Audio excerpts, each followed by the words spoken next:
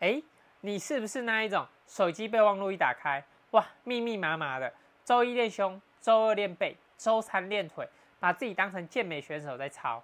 结果呢，3个月过去了，镜子里的自己好像也没什么改变，反而每天都觉得好累啊，人生好难。听我说，你不是不够努力，你是太努力了。自从我发现了几个安排课表的秘密之后，我才终于打开了身体高效成长的模式。这个秘密是什么呢？这个非常简单，你只要在规划训练的时候动一点点脑筋，你的减肥效果就会比别人好很多倍。那这一集我就来教你3个我最常用的聪明课表安排的原则。你先订阅存起来，不然下次又瞎练没效果，就白费功夫了。好，第一个原则也是最重要的，安排课表的第一步不是你决定要练什么，而是你决定哪天不练。对，你没有听错，安排课表之前，先问问自己说，我的休息日是什么时候？我有没有给那个辛苦训练的肌肉有长大的空间？那肌肉不是在健身房长大的，它是在你躺在床上追剧、睡觉、耍废的时候才会长大。但是有很多人就是会败在这里，听清楚哦，他们会陷入一个休息恐惧症的迷思。我举3个最常见的例子。迷思一，只要体重一上升，就吓到疯狂的去加练有氧。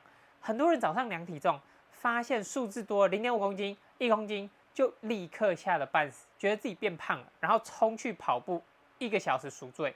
听着，体重本来就会因为水分、食物残留，还有荷尔蒙等等的因素有上下波动，这跟脂肪一点关系都没有。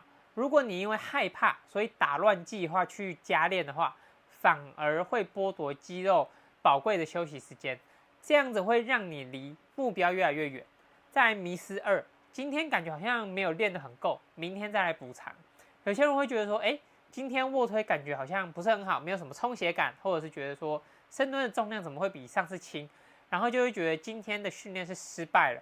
隔天明明是休息日，可是又跑回健身房想要补回来，这种补偿的心态，正是让你没有办法进步的元凶。那训练效果本来就是有起有落，你要去接受你当下的状态，好好的休息，相信你的努力，下一趟的训练才可以火力全开。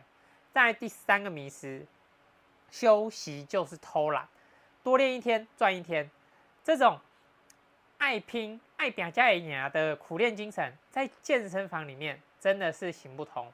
很多人会觉得说，休息日全身软烂，什么都不做，好像很浪费时间，是在偷懒。错了，休息日才是你身体在施工的时候，肌肉纤维会在休息日努力的重建，变得更强壮。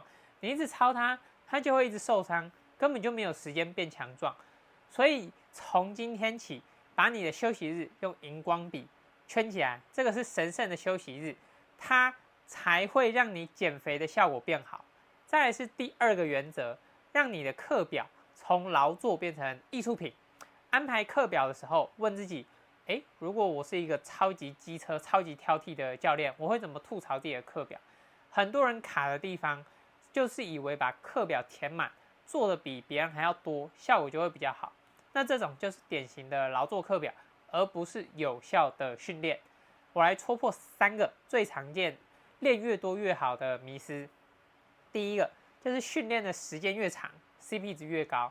很多人一定会觉得说，我今天要在健身房待好待满，于是就训练了2个小时，再加码1小时的有氧，把自己搞到精疲力竭，这样子才算是有练到。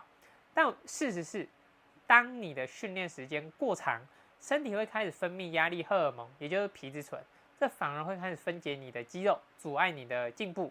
那高品质的训练其实是重质不重时间，你专注在那1小时完成主要训练，效果绝对会比拖拖拉拉的3个小时还要好。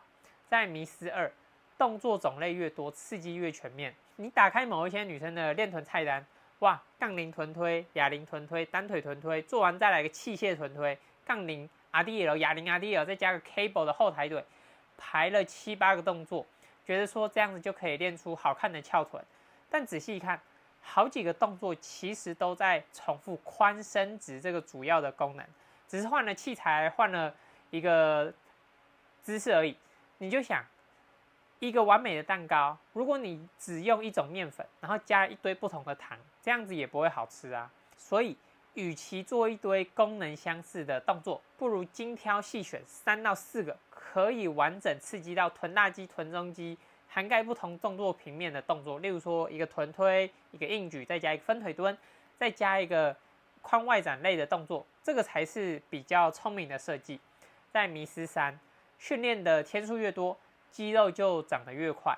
很多人在安排课表的时候，心里会想说：我1周练3次，那如果我练6天，效果不是会更好吗？他们会相信说，投入的时间跟获得的效果是成正比的，觉得练越多天，那减肥效果越好，线条就会越快的出来。这种把健身当成存钱，以为练1天就是多赚1天的想法，这个绝对是错的。你以为1周练7天是在加速，其实是在迈向过度训练。真正有效的课表设计会把恢复也算进去。例如说，你大肌群、腿啊或者背啊，可能需要48到72个小时才能完全恢复。那如果你天天都用大重量去轰炸它，瘦下去之后，肌肉也不堪负荷，就会消失了。那你的身材就不会是紧实苗条，而会是松垮垮的样子。现在听完这3个迷思，如果你重新设计你的课表，就会变成从一本流水账到武功秘籍的好课表。你会开始思考你的动作顺序，还有肌群的搭配，这个才是真正在设计瘦出好看的身材。好，再来第3个原则，这个是给那些很认真训练减肥，真的很想要练出紧实苗条身材的人。因为这是一个更进阶的课表安排的方式，也就是周期化训练。那这个是什么呢？这个很简单，就是不要再用同一套课表、同一套重量练到天荒地老。你可以问自己说，我能不能帮自己设计一个阶段性的目标？比如说，接下来的3个月，我的主要目标是专心的把屁股练出来，腿部线条练出来。这时候吃够热量，专注于重量提升就是关键。然后下2个月，我的目标是要让腹肌的线条更明显，全身要更紧实，所以这时候就要调整饮食，并且在课表中加入更多不同的元素变化，这样子有计划、有策略的前进，你才可以打破那个让你卡关、卡到头痛的停滞期。很多人在这边会卡关，是因为他们对周期化有3个常见的迷思。第一个，只要可以做的比上次重就可以了，这个是最常见的迷思。我上次深蹲50，这次52.5，那下一次55，只要一直加重，我就是在进步。这个想法在初期可能会有用，但是很快你就会撞墙。身体不是机器，你不可能无限的线性的去加重。真正的周期化会安排减量周，让你的关节还有肌肉有喘息的空间。适时的往后退1步，就是为了让你之后可以前进3步。再来迷思2，我知道要分阶段，但不知道要怎么去做，只好一直增肌或一直减脂。很多人听过增肌减脂要分阶段，但因为不知道怎么切换，也不知道怎么调整课表，就干脆一路走到底。于是你就会看到有些人为了增肌，吃了半年变成一个很壮的胖子，或者是有些人为了减脂，饿了1年变成没有线条的瘦子。那周期化的精髓其实就在于转换。举例来说，你完成12到16周的增肌期以后，就要安排8到12周的减脂期，让增长的肌肉在减脂后显现出来，这才是有效率的体态调整。再来迷思3，周期化太复杂了，那个是专业选手才要搞的吧？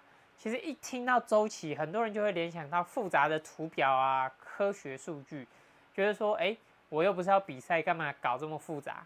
但其实周期化可以很简单，最基础的周期化就是你可以帮自己规划一个6周课表，然后再加1周减量周，就变成7周一个循环。这个减量周就安排一个降低30到50%的重量跟组数的休息周。那光是这个简单的动作，就可以让你的肌肉有效的休息，突破停滞期，同时也可以帮助你预防受伤，让你可以长期的训练，然后走得更远更稳。以上这3个原则，赶快拿去用吧！用完之后记得回来留言，跟我分享你的新课表有多聪明啊！如果你真的觉得说天哪，这个好复杂，我的脑袋要打结了，没关系，在影片结束前给我1分钟，我想跟你聊聊。我知道你可能会想说，哇，这个这么复杂，可是请教练好像又太贵，我还是继续自己上网看 YouTube 爬文找资料好了。这个我完全可以理解，因为我以前就是这个样子。网络上的免费资讯真的很多，多到根本看不完。其实这也是我后来发现的问题所在。资讯这么多这么杂，有些甚至是互相矛盾，这就会导致说你花了很多个晚上，收藏了很多翘臀减肥秘籍，结果每一个说的都不一样。那你为了省下教练费，却会赔上最宝贵的时间还有信心。所以我的服务就是帮你从这些资讯海啸中，直接筛选出只属于你最有效率的那一条路。那你也有可能会说，我好像懂了，不然我再自己试几个月看看好了。你有这个想法，其实就代表说你是有心想要改变。但这句话可能你已经对自己说过好多次，下个月再开始认真，这一次一定可以，我再换个新方法看看。然后3个月过去了，半年过去了，1年过去了，结果你还在差不多的地方卡关，甚至因为看不到效果而越来越灰心。其实你缺的不是再一次的尝试，或者是再一个新的方法，而是一个可以确保你做对的系统。所以这一次我觉得不要再试试看了，就直接做到位会比较好。那或者是你也会想说，我哪有时间去搞这些东西？光是上班上课就累死了。这个其实我有遇过很多，我有很多学生就是上班族，然后也是妈妈。那就是因为你没有时间，你才更需要一套可以帮你省时间的高效系统。你现在花在训练上的每1分钟，真的都花在刀口上了吗？还是你只是在用时间来换心安？